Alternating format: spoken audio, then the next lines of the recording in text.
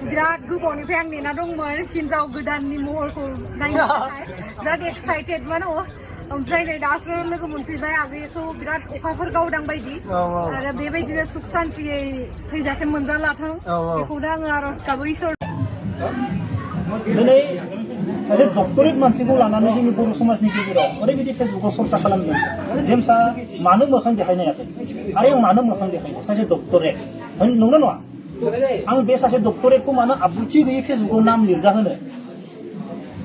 सासे डक्टरेट मानसिखौ सासे डक्टरेट बिमुं मोननाय मानसिखौ आङो फेसबुकाव मानो गाज्रि नाम लिरजाहोनो बे जानला मानला उन्दै उन्दै गथ'फोरदो माने ओंथि गैयै आब्रुथि गैयै बानाय सासे डक्टरेट दिनै बर्मा कलेजनि स्टुडेन्टफोरा मोनथिगोन 3 बोसोर बर्मा कलेजाव 8,000 टाकायाव मावनाय मानसि बेसेबां खस्थ' रुम भारा होआ थेवब्लाबो गावनि माने माबाखौ लानानै फैसायानो मिलाया खायसेबो सोरबा दखना बायनो 8,000 रुम भारा जानाय 3 बोसोर मावदों न'आव रावबो गैया बेनि काहानि बेया न'आव रावबो गैया बेखौ उनाव गावनो खोन्थादो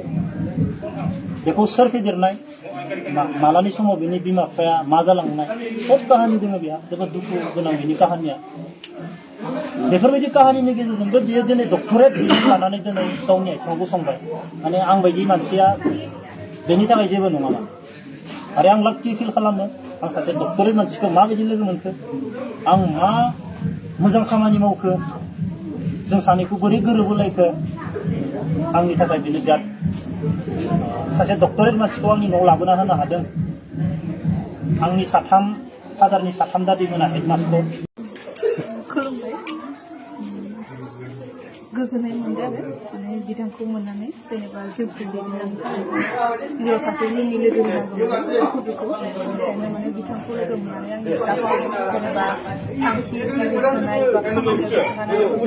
हेफाजाब खालामदों आरो बेनि हेफाजाबावनो दिनै आं दा एसिस्टेन्ट प्रफेसारखौ जायोबा सापर्ट खालामनानै दिनै आं जानो हाबाय आं गोजोननाय मोनदों आरो जोङो मोजां मिलायनानै संसारखौ जालांनो हाबानो बेखौनो आं गसाइनि सेराव आरज खालामो आरो ओमफ्राय बसआबो एसे बुंना होआबा आरो जानाय नङादां मा बुंनो जोबोद गोजोननाय मोनदों संसार जानाया गोरलै नङा गासैबो मिथिखागौ नंगौना नङा दा उन्दै समाव संसार जानायफोरासो मिथिगौ बिसोर माबायदि संसार जादों आं सानो उन्दैथाराव संसार जानो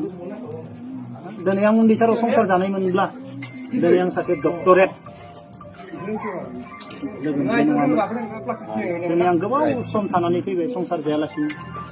धैर्य हमनानै दिनै फैयै भगबाना आंनो ओरैबायदि लुफावना होदो माने सासे डक्टरेट मोननाया सहजनि बाथ्रा नङा आं दाख्लै बावै पाठसालायाव थांदोंमोन जोंनि बर'फोरा मा डक्टरेट मा बेनिथ' जेबो इज्जतआनो गैया नाथाय पाठसालायाव जों सानैजों हाबानि बाजार बायनायाव सासे हारसा दखानि नोंसोर सानैजों मा हाबानि बाजार बानायदों बेखौ नायबाय आरो नों मा मावो बे होनबाय आं डक्टर आंखौ सोंबाय नों मा आं फर्सआव मावो डिफेन्सआव ओमफ्राय जों सानैबो ओंखारबोबाय जोंखौ लेंहरबाय आरो बे हारसा बोराया लेंहरनानै गांसे डायरि खालामो डक्टरेट बे बोरै जाखो सासे डक्टरेटआ बेखौ बोरै लोगो मोनो आरो बेखौ बोरै लोगो मोनो बेखौ बुंबाय सासे डक्टरेट मानसिया जों बेसेबां मोजां रायज्लायदों जोंखौ बेसेबां सनमान होदों सासे दखानिखौ बे माने गुबुन हारिनि सासे डक्टरेटआ मा गुबुन हारिया बिराद मोजाङै नोजोर होना नायो बाट जोंनि बर'आव सोर डक्टरेट सोर मा जादोनायाथ' गोजाननि बाथ्रा बाट मानसिखौ ओरैबायदि गाज्रि माबायाव खिन्थिनो नागिरो माने बेनिबो हिंसा थागोन आंनिबो हिंसा थागोन दा फेसबुकाव गोबां दावराव जादों जों सानैनि चर्चाखौ लानानै आं गोबां बाथ्रा बुंगोन दा मोनायाव दा नङा दा आं फंसे बाथ्रा बुंनि नोंसोरनि सिगाङावनो जेरै बर' हारानि आरो बर' हारानि हौवाया 8 बोसोर उन्दै आरो बर' हारानिया हाबा जानानै फिसाय गैया थेवब्लाबो बर' हारानिखौ दिनै हारसाफोरा सोरबा रायो नामा नोंसोरनो बुं रायो 8 बोसोर उन्दै बेनि हौवाया खिन्थु बर' हारानिया हाबा जानानै हौवा गैयै हारसाफोरा रावबो राया दिनै सासे डक्टरेट मानसिखौ लानानै जोंनि बर' समाजनि गेजेराव ओरैबायदि फेसबुकाव सरसा खालामदों जेमसा मानो मोखां देखायनो हायाखै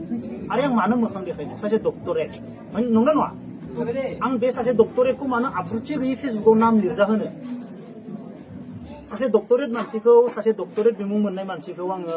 फेसबुकाव मानो गाज्रि नाम लिरजाहोनो बे जानला मोनला उन्दै उन्दै गथ'फोरदो माने ओंथि गैयै आब्रुथि गैयै बानाय सासे डक्टरेट दिनै बरमा कलेजनि स्टुडेन्टफोरा मोनथिगोन 3 बोसोर बरमा कलेजाव 8,000 टाकायाव मावनाय मानसि बेसेबां खस्थ' रुम भारा होआ थेवब्लाबो गावनि माने माबाखौ लानानै फैसायानो मिलाया एसेबो सोआ दखना बायनोबो थोआ 8,000 रुम भारा जानाय 3 बोसोर मावदों न'आव रावबो गैया बेनि काहानि बेया न'आव रावबो गैया बेखौ उनाव गावनो खोन्थादो बेखौ सोर फेदेरनाय मालानि समाव बेनि बिमा बिफाया मा जालांनाय बहुत काहानि दङ बेहा जोबोद दुखु गोनां बेनि काहानिया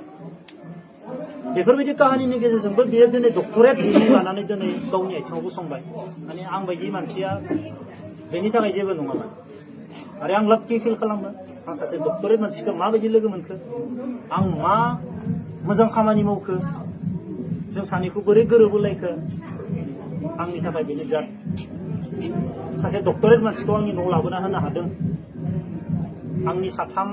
फादारनि साथाम दादैमोना हेडमास्टर सासेयाबो साइन्सनि मास्टर मादैमोनाबो सब मास्टर बेनि गेजेराव आंबो सासे डक्टरेटखौ आंनि न'आव लाबोनो हादों बे आंनि थाखाय जोबोद गोग्गाथाव बाथ्रा आरो आंनो बेखौ भगबाना होदों सोरबाया होआखै सोरबाया गुबुना लोगो मोनहैलायाखै बेखौ आंनो भगबानासो लोगो मोनहोलायदों दा बेखौनो दुखु मोनो जोंनि बर' समाजाव आब्रुथि गैयै बानायो रावखौबो रेसपेक्ट होआ दिनै एसेबां गथ'फोरखौ बे मोजां खालामनो नाजायो बरमा कलेजनि साफ्रोमबो स्टुडेन्टआ